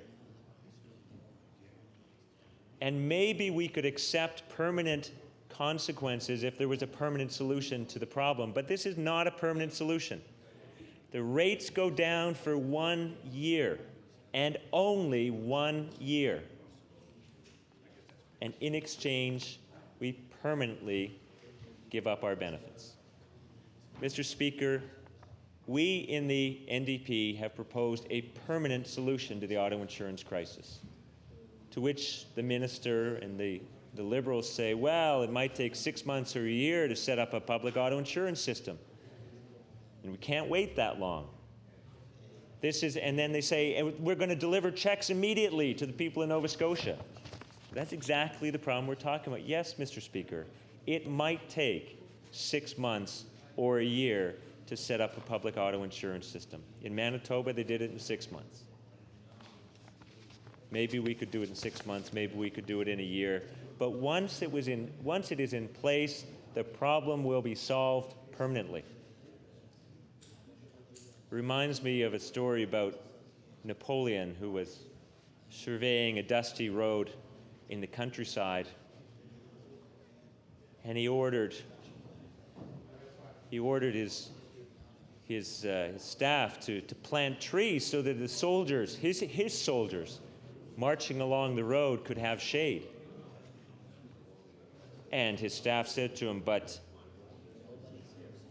General, they said, it will take 30 years for these trees to grow tall enough to provide shade to your soldiers. To which Napoleon replied, well, then you had better get started. Mr. Speaker, permanent solutions sometimes take a while to implement. And it is no answer to the delay to say, well, a short-term solution is better, because that's exactly what this is. Another failing of this bill is that it features political objectives trumping good public policy and even common sense. Now, the government says that they promised a 20% rate cut, and by golly, they're going to deliver it. No, Mr. Speaker, and they are. Like I said, I'm going to get a check. Everybody with a car insurance policy is going to get a check. And so the government then says, okay, we did what we said we were going to do, next issue. It doesn't seem to matter to them how they're achieving that objective or who's going to pay for it. All they care about is what they're going to say on their next constituency brochure.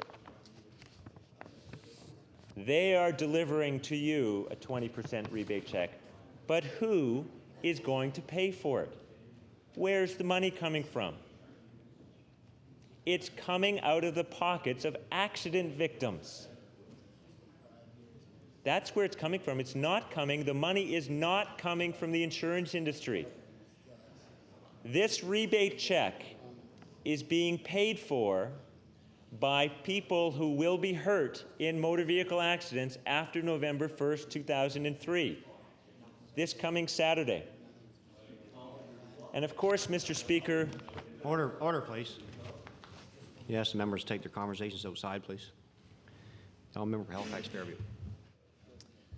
Mr. Speaker, starting this Saturday, people who are in motor vehicle accidents in Nova Scotia are going to start seeing their benefits reduced. But today, on the Monday, those people don't know who they are yet. And so it's difficult for them to complain about this bill. But it could be me, Mr. Speaker, or someone in my family. Could be you, Mr. Speaker, or someone in your family. Could be any member of this House. Could be anybody in the gallery. Could be anybody who's walking by Province House on the street outside. The point is that we don't know. They don't know. But the money is coming out of their pockets.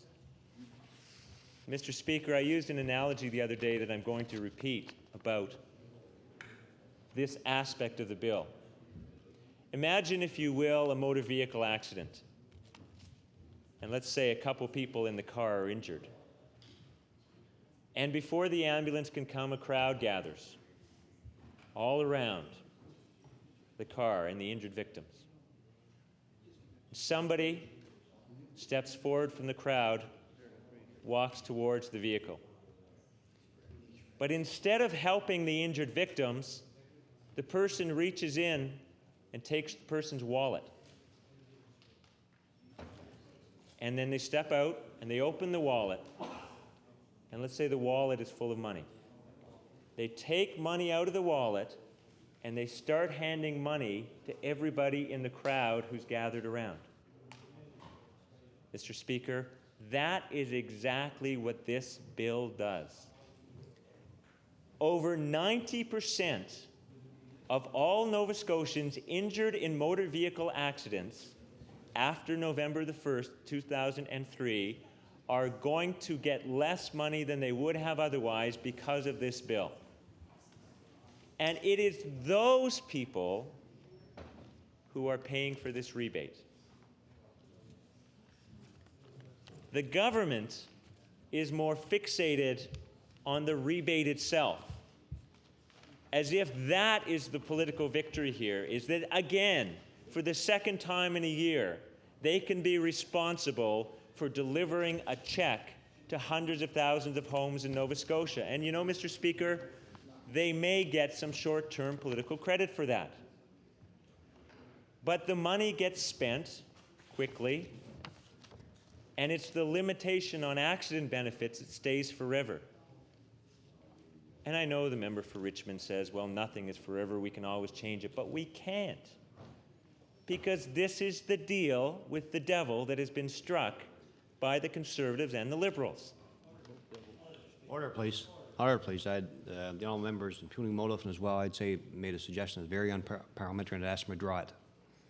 Yes, Mr. Speaker, I withdraw that. Thank you. The honourable member for Halifax favours So the floor. this is the deal that the Conservatives and the Liberals have made, is that in exchange for a one-time reduction in rates, there will always be a reduction in benefits. That's how it's being funded. And you can't very well go back after the rebate check has been given out and then say that we're going to now change the source of the funding. You can't have it both ways. If you're going to send these rebate checks out, you have to accept that you can never go back and restore these benefits. So I think everyone in this House needs to remember now and always who it is that's paying for this. Where is the money coming from? Whose pocket is it coming from? It is injured Nova Scotians. They are the ones who are funding this one-time rebate. And Mr. Speaker, the heart of the bill, at the heart of the bill is this definition of minor injury, to which so much attention has been paid. And why is it so important? Well, it's because that is the definition that decides who exactly is going to pay. Who exactly is going to pay? What they've been negotiating over, the Conservatives and the Liberals, is how badly hurt do you have to be in order not to be subject to this cap. According to the actuarial report submitted by the government, what they're arguing over is where there's something in the order of 94% of Nova Scotians will have their benefits limited instead of 97%. That's what they're arguing over, is where exactly is the dividing line between those who will pay and those who don't have to. And we have seen the spectacle of the Liberals standing up and saying, we can't agree to a definition if it does not include only minor soft tissue injuries. Because after all, Mr. Speaker, that's what the insurance industry said they were after. Of course, it was never true. that they could not produce the evidence that minor soft tissue injuries were the real problem. Nor could they ever produce the evidence that it was exaggerated or false claims that were the problem. They asserted it because, I mean, who can be for somebody who's ripping off the insurance companies? So the insurance companies leave this myth out there that the real problem is the person who comes forward with a false claim, an exaggerated claim, a fraudulent claim. And if we could just deal with them, then the rate crisis would be solved. Well, that was never true, Mr. Speaker. That was never true. But it is an impression the insurance industry likes to leave with us all. And so the insurance industry said it was minor whiplash, minor soft tissue injuries they were after. And the government, the Conservative Party, said that too. And the Liberal Party said it too. Because it's an easy position to hold. That all you're after is minor injuries. Sort of the injuries where people ought to say, just say ouch and get on with their lives. And so we have the spectacle of the Liberals saying publicly, just a week ago, that they would not agree to a definition of minor injury if it went beyond minor soft tissue injury. They said they were going to hold the government's feet to the fire. They said, that's what the government promised, that's what we're going to hold them to. And they said that only 1 week ago. And then on Tuesday, less than 24 hours later, they announced an agreement with the government embodying a different definition. A definition, well, over which there's been some debate. Was it a major change? Was it a minor change? The government House leader, the minister responsible for the Insurance Act, said it was hardly a change at all. He said the government didn't have to give up anything to get it. The Liberals waved it around and say it's a major change. It's a major change. They can't explain exactly how it's a major change, but they claim that it is.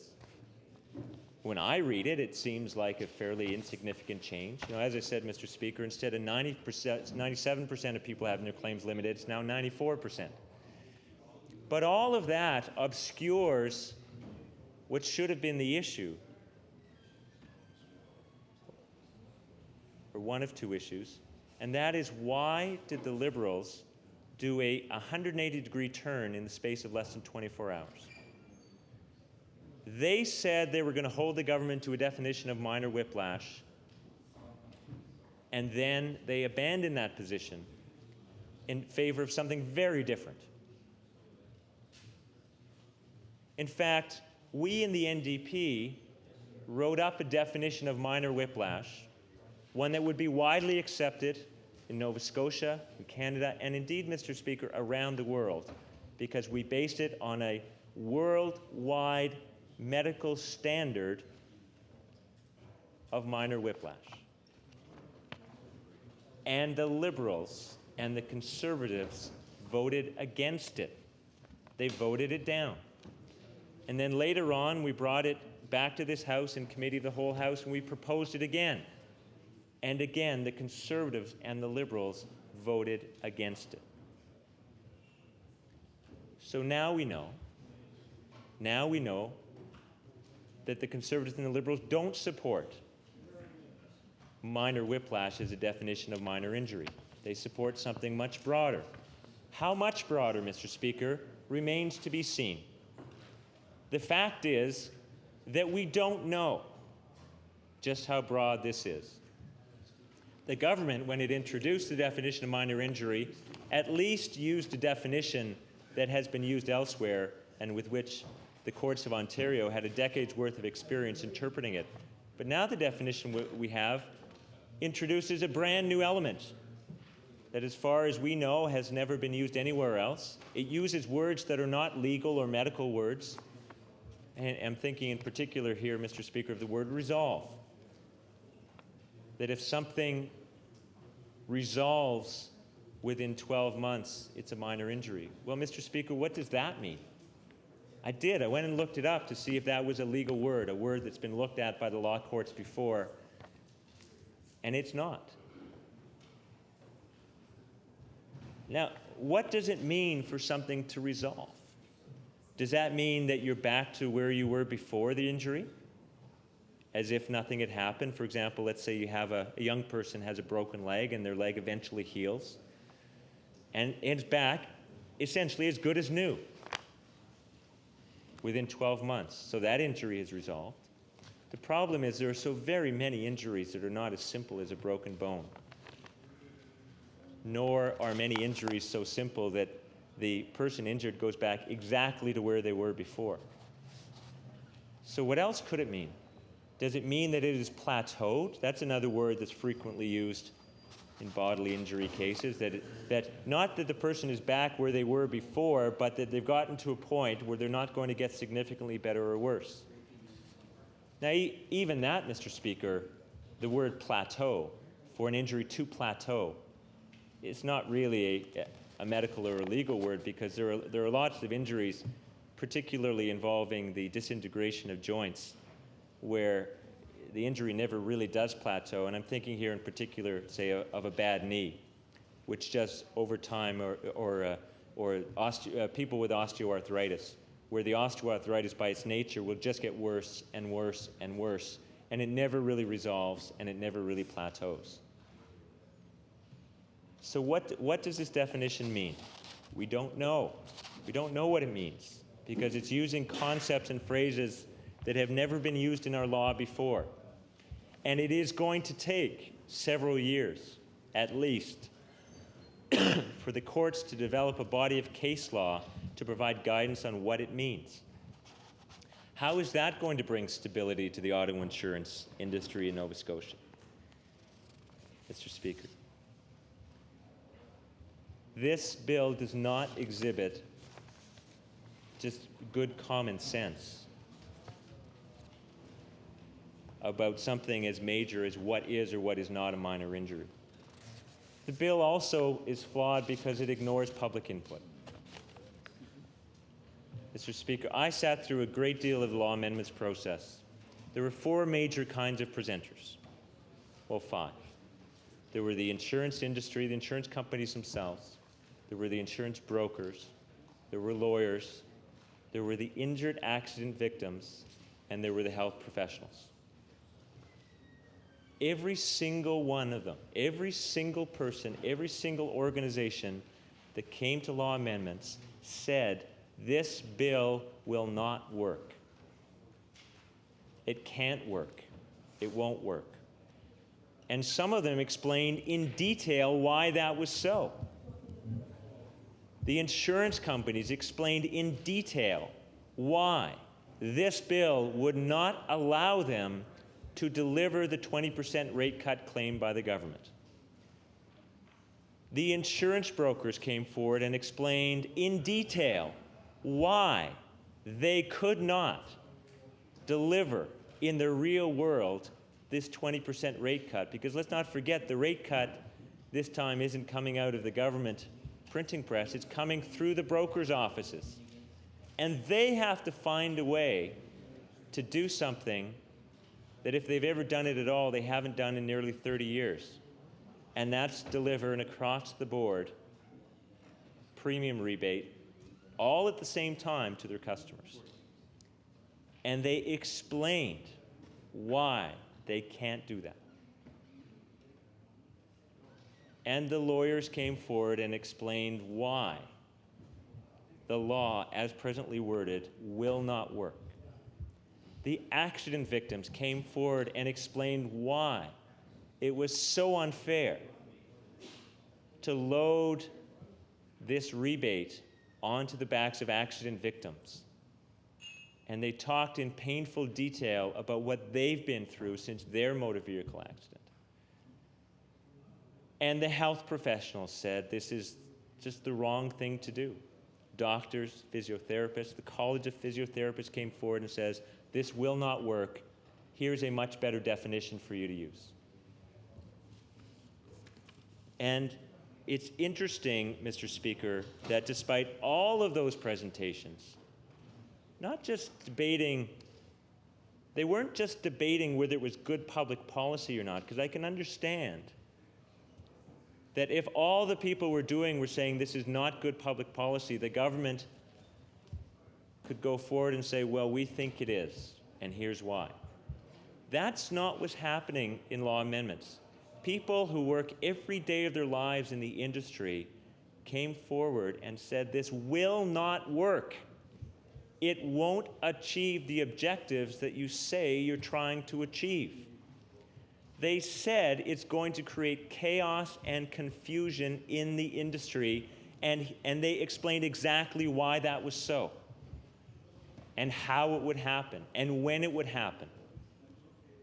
And still, the government charges ahead. The bill is substantially the same as if not one single person had come forward to law amendments.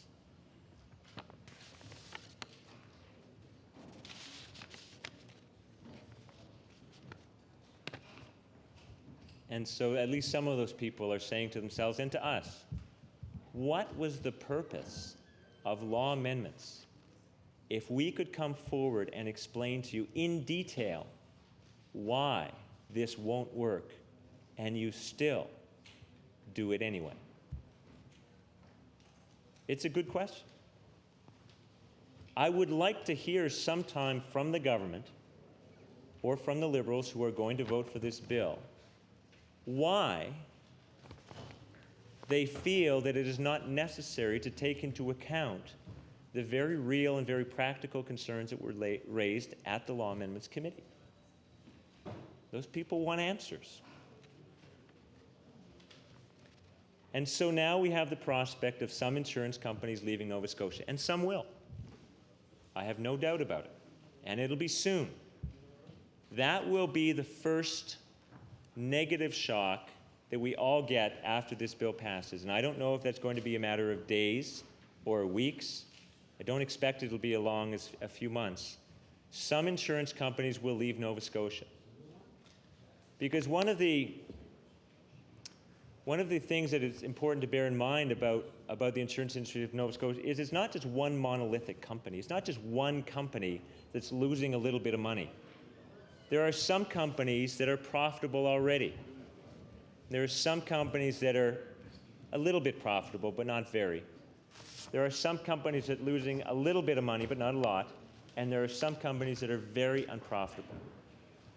There's the whole range, but what this bill does is it imposes on them a one-size-fits-all solution, saying that no matter what your financial situation, you all have to do exactly the same thing.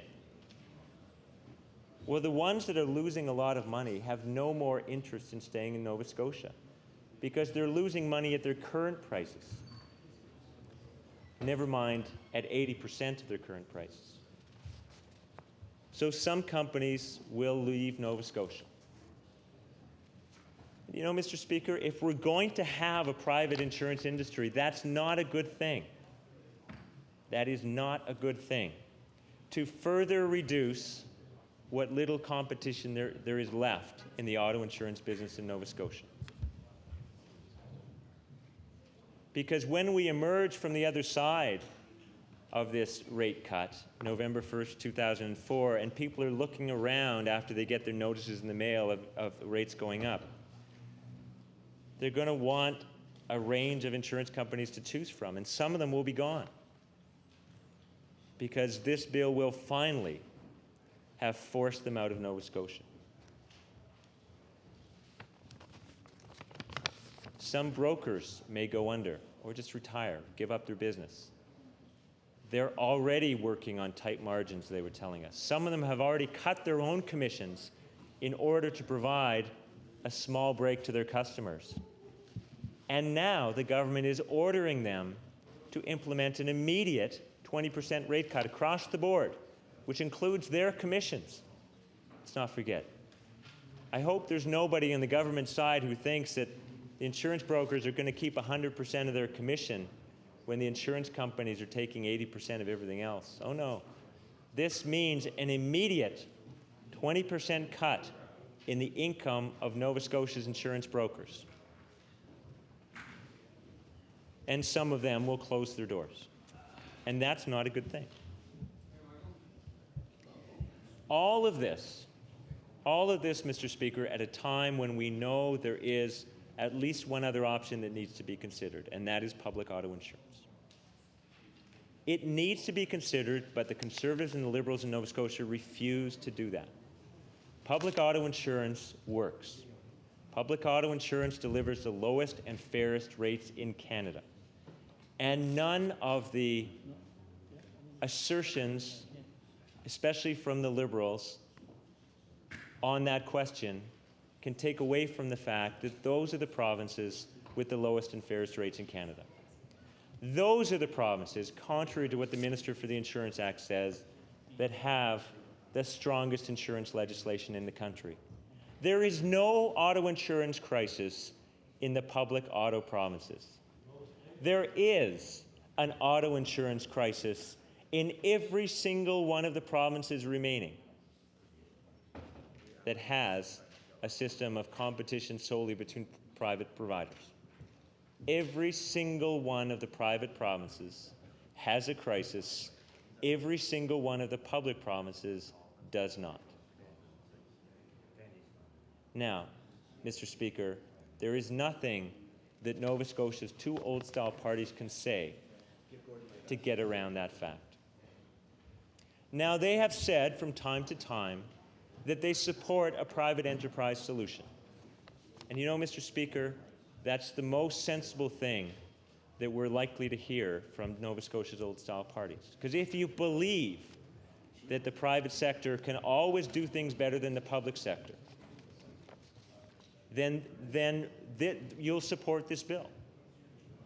Now, never mind that we have public health in this province, public education, public roads, public water and sewer, you know, that we deliver a lot through the public sector, and we deliver it well. They say, no, private sector can always do better. And at least I'll give them this, Mr. Speaker, that it's a respectable philosophical position to take. But if only they would stick to that and not the nonsense that we hear from them. Mr. Speaker, can you tell me how much time I have left, please? You have approximately 18 minutes, 19 minutes.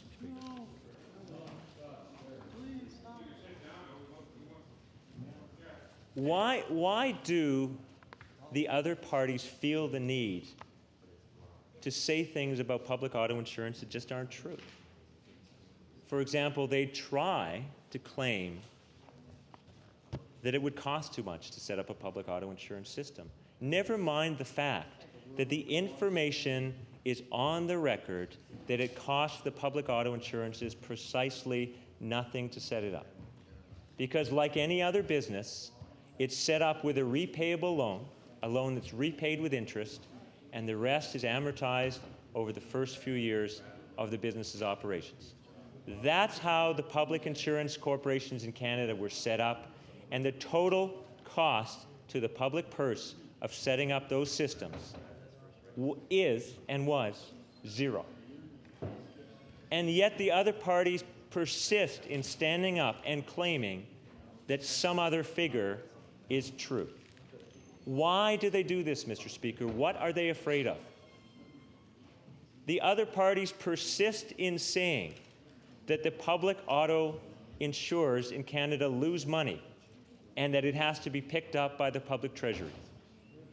It is not true, Mr. Speaker, so why do they keep on saying it? They have access to the same data that we do.